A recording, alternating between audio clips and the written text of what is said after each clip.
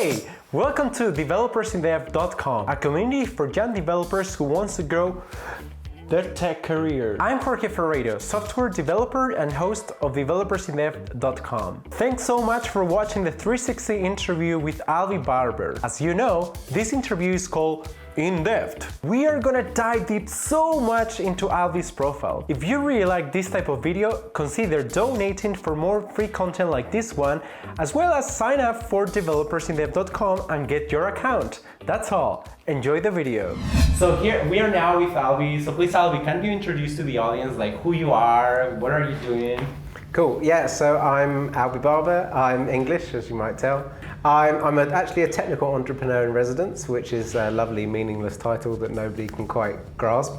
But I work for the Accelerator program at Eventbrite, a mini startup within Eventbrite, which is really fun. We're building a new product to match organisers to venues, and yeah, it's going well. So let's start with your background. I found really interesting that basically like your first years in the college were like mechanical engineering, civil engineering, then you went to software and business. So what made you like transition from mechanical engineering and civil one to software? Yeah, so there was one main reason. I wasn't very good at civil engineering. Also, it was like not very fun. It was lots of maths and lots of theory. I've always been like tinkering with computers and enjoyed like business and like helping companies flourish. So I decided to switch.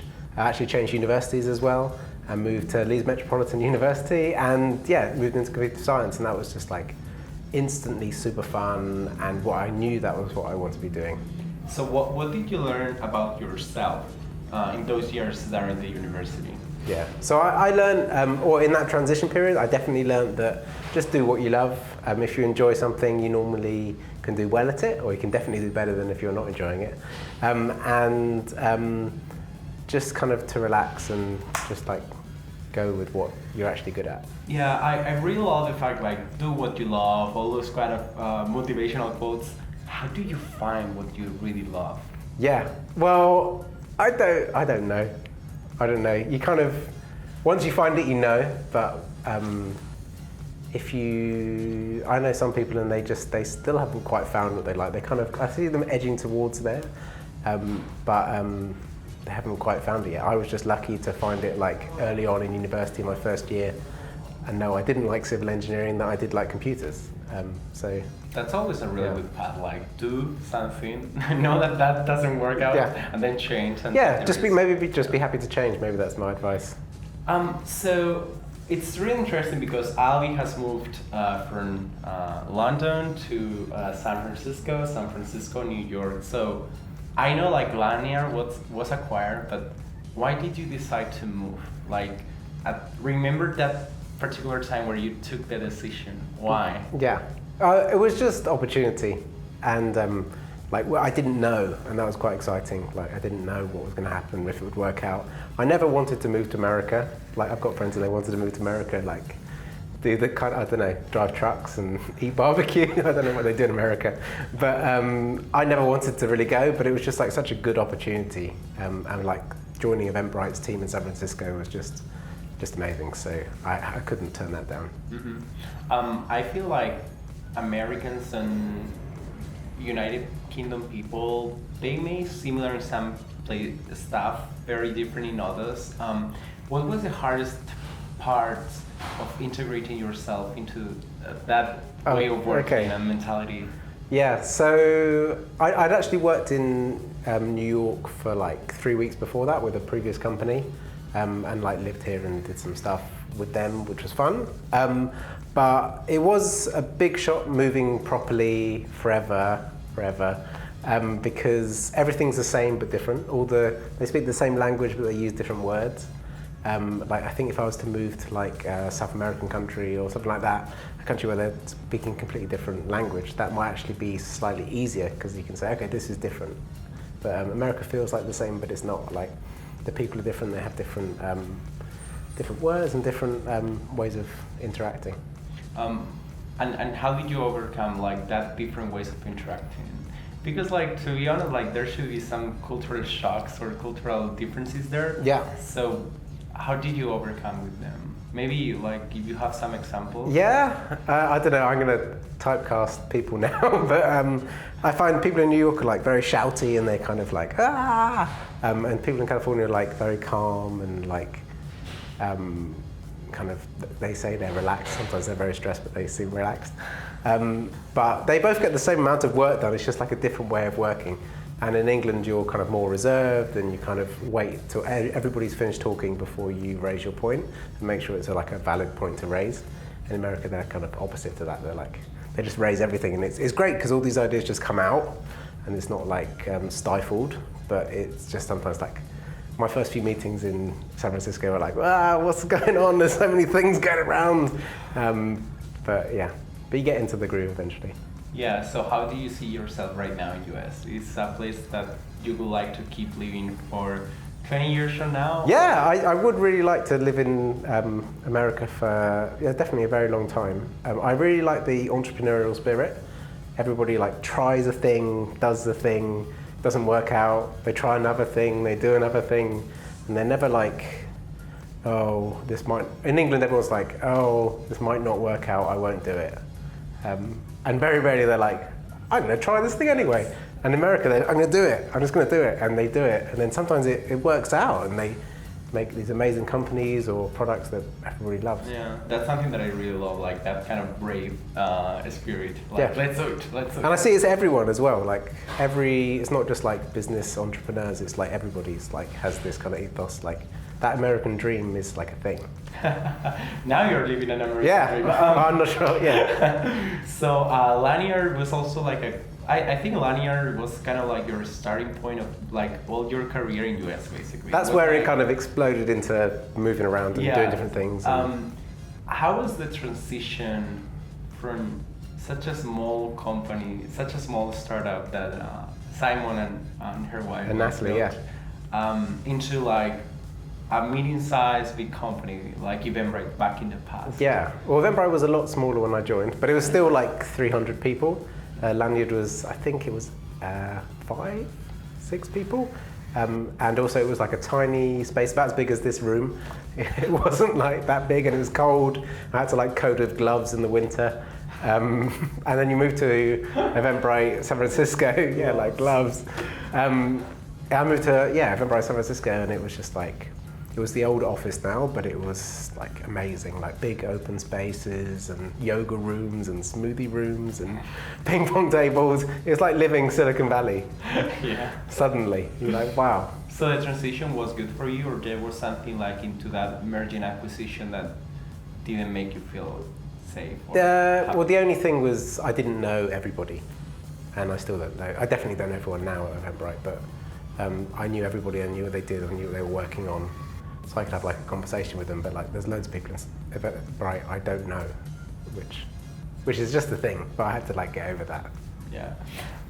So why did you decide to join Lanyard? Like why a startup? Because you came before from I think Venda. Venda, yeah. It's so now why? Oracle NetSuite something. Yeah. So why a startup? Well, I saw Simon Willison and Natalie Down speaking at a meetup. And really liked the Lanyard product, which was a kind of directory of events and conferences, and then you could add things to that directory. So you could add like some about the event before, and then during you could like have a conversation through the chat thing, and then after you had all the slides and resources. And I just thought that's a great thing that I really want to exist and help with. And the team was amazing. Like Simon wrote Django and the selector library for jQuery, and Natalie wrote like most of the CSS kind of methodologies that I'd like been using, reading about. And then you had like Tom and Andrew and Dan, and they were all just like amazing. And I just kind of sitting there like, oh, everyone's amazing. I'll just join this team, and they let me in and let me work with them. And that was like a real privilege and exciting place to go to work. It's interesting, like one conference like or meetup can enable like a job opportunity. Yeah, well, I actually found it on GitHub Jobs. My friend sent it, said, do you know that person we spoke? And I just applied. Cool. So something that I find really interesting about your profile is that transition from an individual contributor into a management. So I would like to talk more about that experience for you.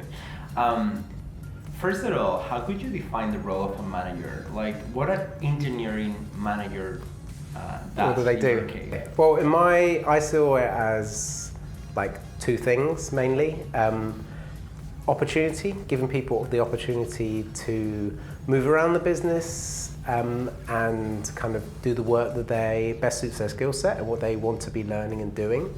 And also performance, like get the most out of these people by saying maybe don't do this thing and do this other thing, or partner them with an architect or something like that to help gain their experience, to make them more like performant and for them to feel that performance and not just like, I don't know, make more money out of them, but like for them to actually like feel like, okay, I'm really moving at like a really good speed and like we ship these 10 things and couldn't have been done without me. So those two things. Mm-hmm. So let's talk about the motivation. What motivated you, or maybe like the opportunity come, but what motivated you to take the opportunity to go into a management track? Well, there was necessity.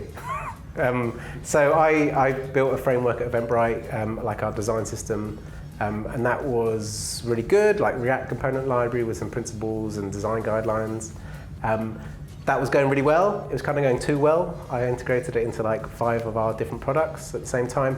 And I was like product engineering and I had some design resource. So I was like, we need to hire some people. So I like got some budget to hire someone, hired them, got somebody else. And eventually that was like, okay, somebody needs to manage this new team. So I stepped into that and stepped back from coding slowly.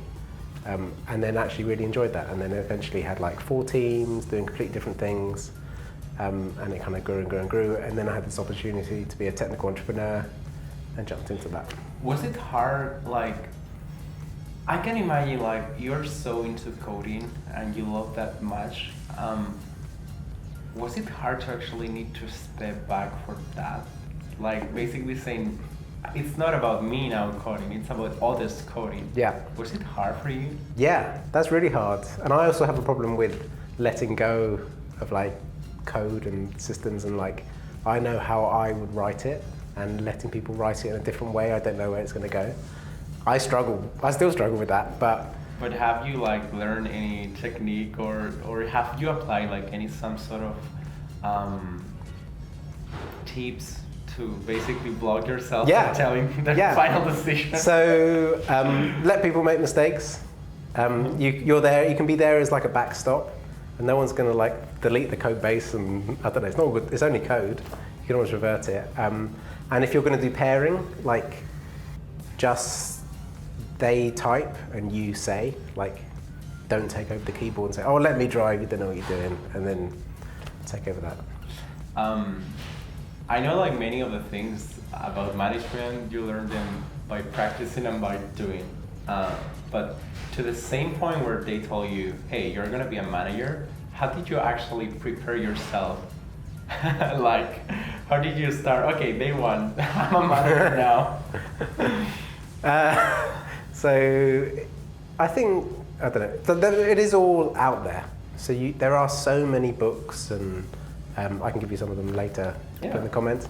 There's so many books and systems, and loads of people have done this before. People have been managing people for like thousands of years. So it's all written down, so you can always listen to it and read it. I think being afraid of mistakes and letting down your team, that's like one of the biggest things that can help me hold people back, and help me back as well. Like I was like, I'm gonna mess up everybody's career and do this stuff. But you don't. Did you're you fine. get like coaching on that, or how did you actually like overcome that sort of fear? I think it's getting a few wins under your belt.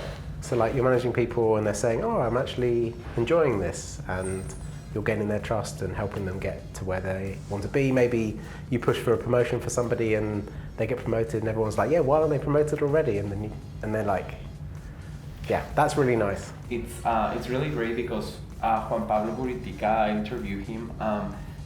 He told me like it's more the long term because you don't see results right away. Yeah. And that's kind of very it's definitely I'm very true. patient, for example, Yeah. so it's like I want result right now. Yeah. So it's exactly what you're describing, and I really love that perspective about management. Yeah, and coding is like every day you're getting your hit, like you win, and then Well, not always. well, you normally it's like I did the thing, and like you have a task and you do it. You have a task and you do it.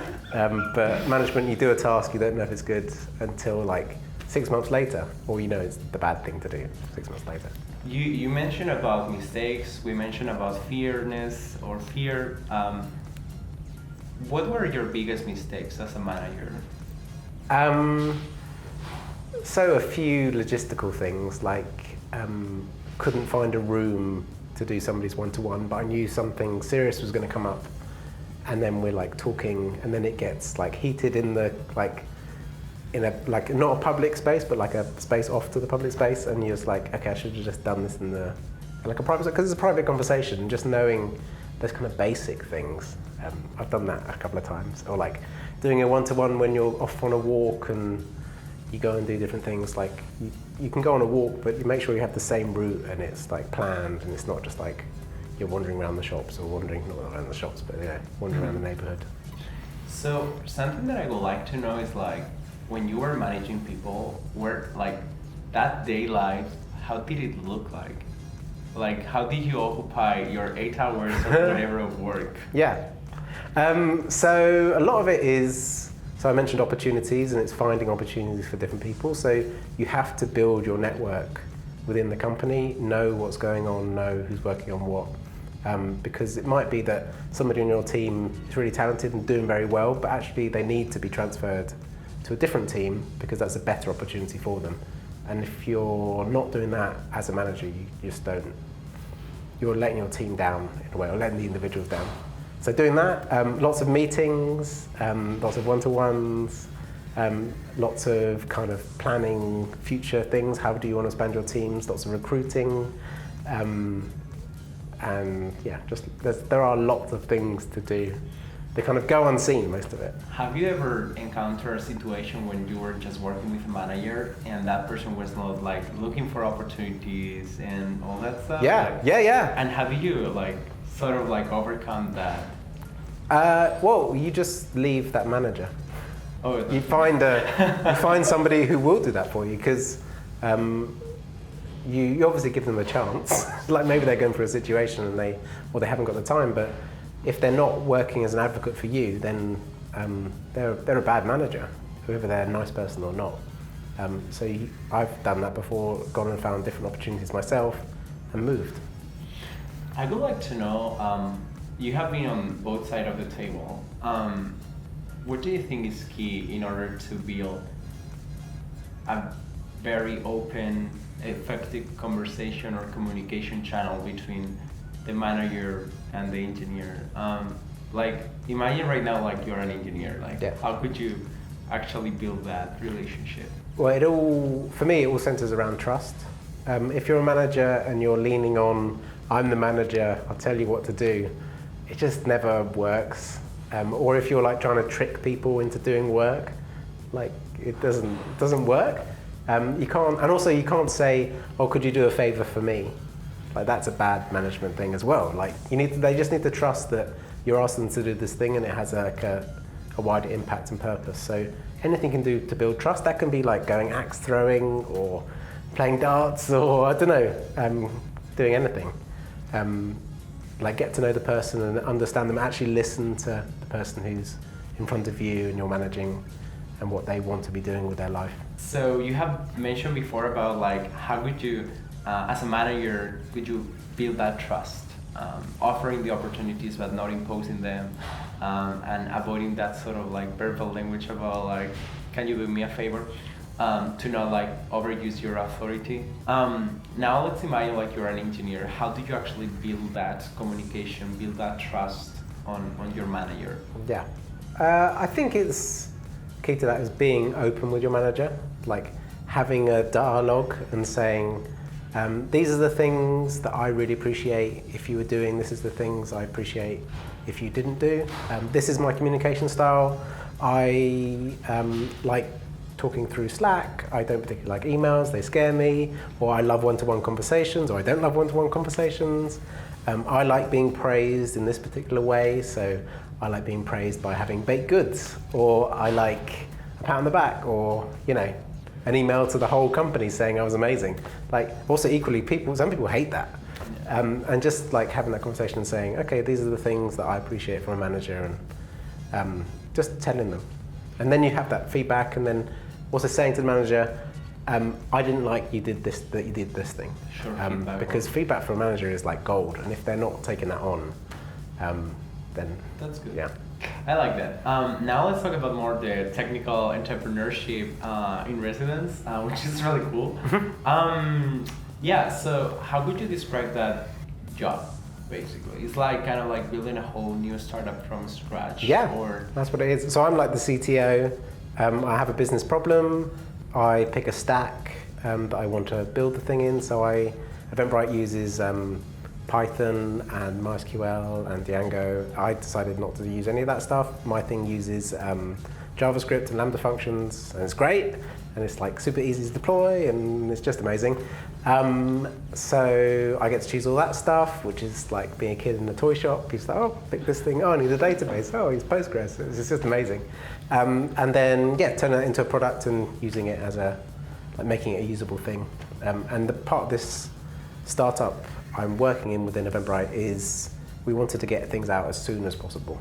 Let's talk about how do you actually validate ideas? Because we as engineers, we tend to be like, this is so awesome, I'm gonna build like 20 functionalities, even nobody will use that. But how do you actually validate and simplify, make sure like you ship a product fast enough with covering like the essentials for the main pain? Yeah, so I'm always keen on shipping something that you'd be embarrassed for. Not visually it should look amazing, but like under the hood. Plus one. Yeah, under the hood it should be like made together like with string and tape, and obviously it should like cover the bases of being like not buggy and all that stuff. So the first thing I created a landing page for this thing, and it needed to have a form. So I just used Google Forms, put a form in, and it was done.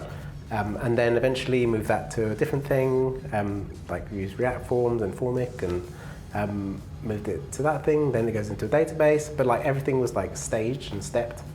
And that way I wasn't building too much stuff out. And I've only had like 4 days where I've spent like refactoring things. After 6 years working for Eventbrite, what are the main takeaways? Like what do you think are the things like Eventbrite has given you, let's say? Yeah, well, it all comes back to opportunity. I know I've been rattling on about it, but Eventbrite has given me the chance to come to America, the chance to move around, to create a new like JavaScript framework from scratch, basically, and then roll that out throughout the company. And now everybody's using it, and they hopefully like it. It's kind of, that's good. And then like being able to move to New York, and like just the opportunities that I've done, being engineering manager and being technical entrepreneur in residence, and I've been able to do lots of different things. And like I don't know another company that would allow me to do that. It's so awesome. Yeah, that's cool. Okay, cool. Now let's transition more to tips and lessons learned for junior engineers and for people starting your careers. Subscribe And press the bell. So when you started your career as a junior software engineer, what were the biggest mistakes you make? Yeah, I've done loads of things. I've turned the Eventbrite logo blue by accident. That was fun. It should be orange, by the way. That was luckily only on QA. It didn't go to production. It was very close. I've broken like the styling of all the pages on the site. I've broken broken a lot of visual things. Made things incredibly unperformant. But that's kind of my fails. But what I've learned from that is, as a junior engineer, I found myself trying to cover things up and just like, oh, it's not so bad, it's not awful. And then as soon as I started saying, actually, that was my fault, I'm going to fix it now, I'm going to release the code. That was a big step in my career, because I could see people were like, oh, like, fine, like everyone makes mistakes, but this person's going to fix it. And that being proactive. Being proactive and like honest and just saying like, oh yeah, I broke it, it's my fault, I did this, this and this. and then at least then you know how not to do that again as well.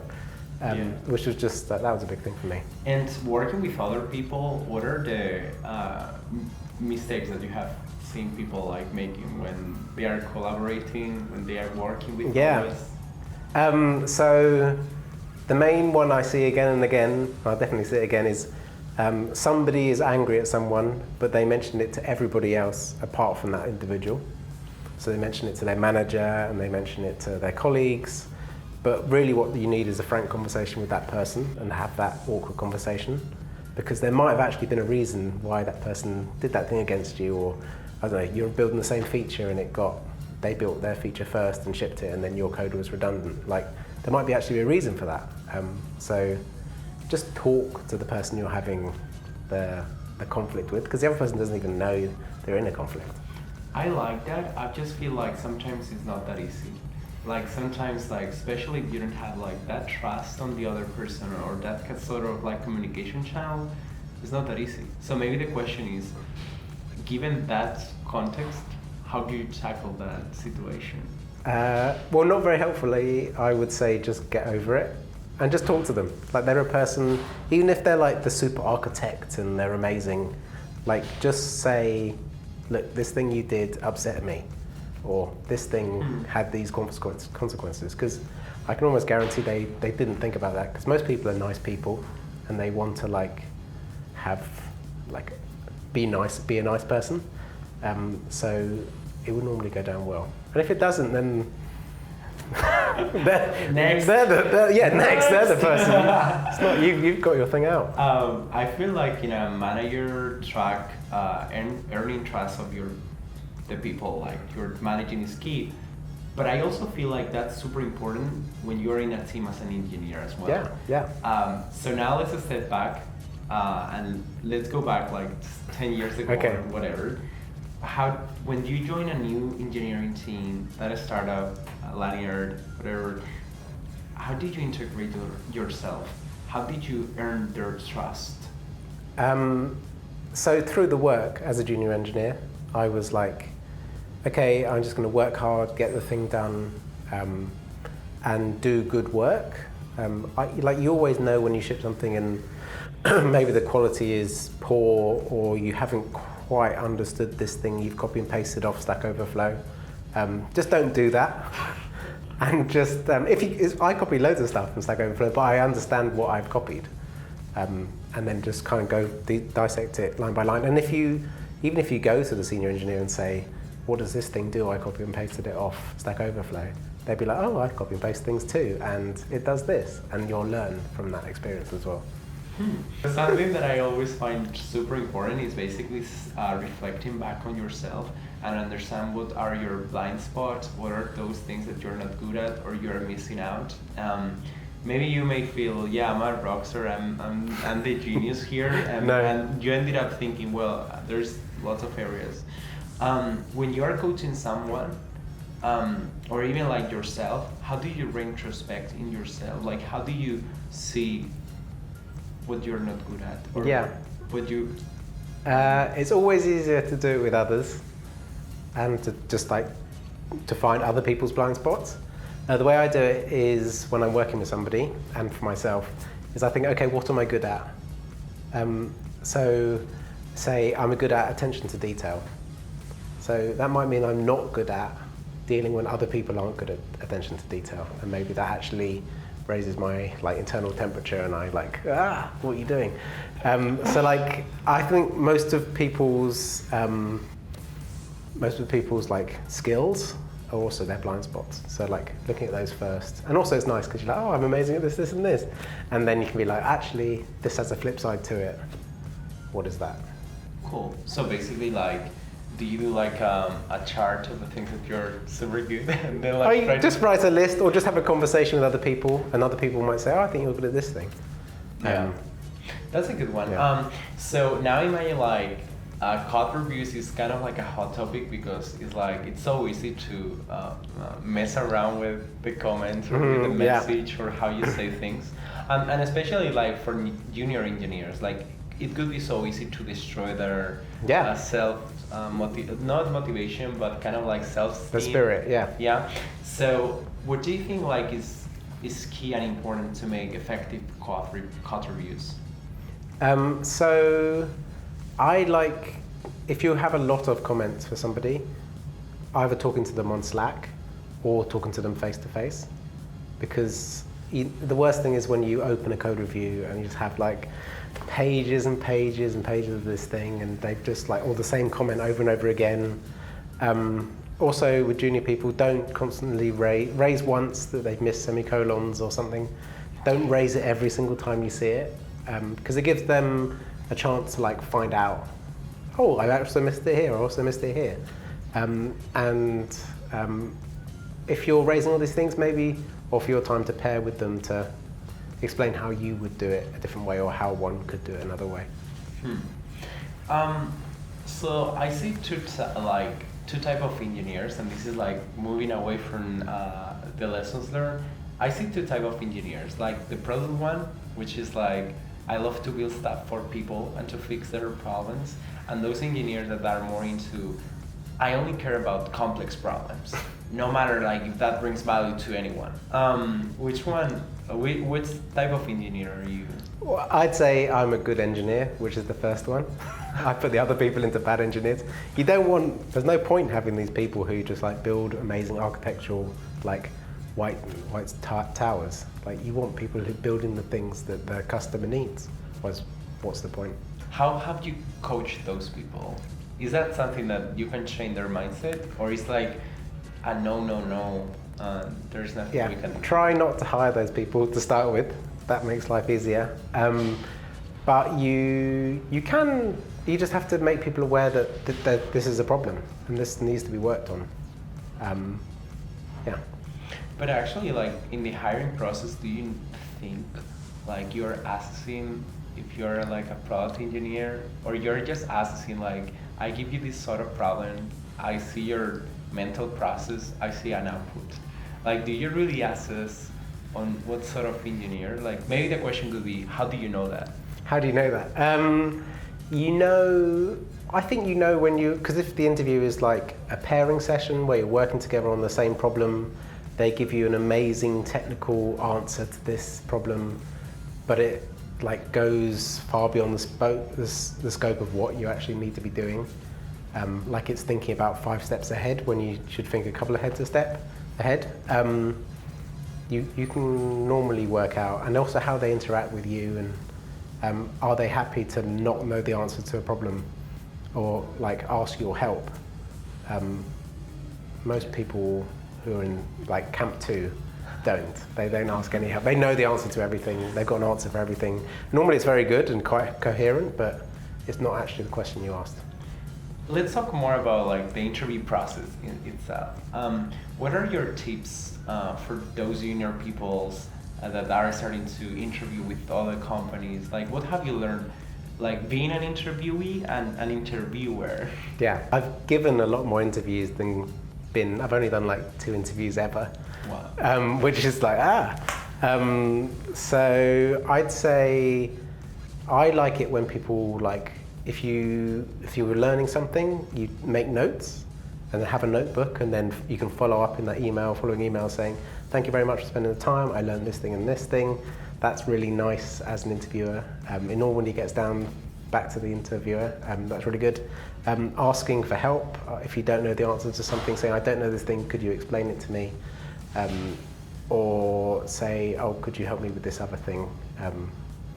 That's like, okay, that's how real life works. Like, if you don't know the answer to everything straight out of university or boot camp or anything, so just ask for help in the interviewer. Don't ask stupid things. Don't like, oh, I don't know, what's an array? But like, you know, what's a 2-dimensional array? There you go. That's a good thing to answer. It's just array and array. Like, you know. And how do you normally structure your interviews? Like, what sort of do you prepare in advance? Like, these are the sort of skills that I'm looking for. This is like the sort of people that I want to interview. Like, how do you structure to make sure like you assess all the possible corners of that person? Yeah. So At Eventbrite, we do a competency-based interview, so we know what the job they're going for is, like they're going to be a front-end developer. And then we look at different competencies, so we'll look at like JavaScript algorithms, JavaScript maybe frameworks, maybe we dig into React or something like that. We'll also do some like cultural interviews to make sure that they're like a nice person, somebody you want to work with at work. And the recruiter will also interview, and then normally the hiring manager will ask some kind of like situational questions to say, okay, you're in this situation, that seemed tough, how did you get through that and what was your strategy? Yeah. Nice. Now, like for this kind of like interviews part, how do you take decisions on who to hire? Like, what's your decision process making? Well, based on the competency-based, like the competencies, we score them and say, okay, 1 to 3, how would you rank this person? Would you hire them or not? That makes life easier because you have some data to look at and say, okay, this person all got like 2s, they're like, okay. And if there's some 3s in there, okay, that's really interesting.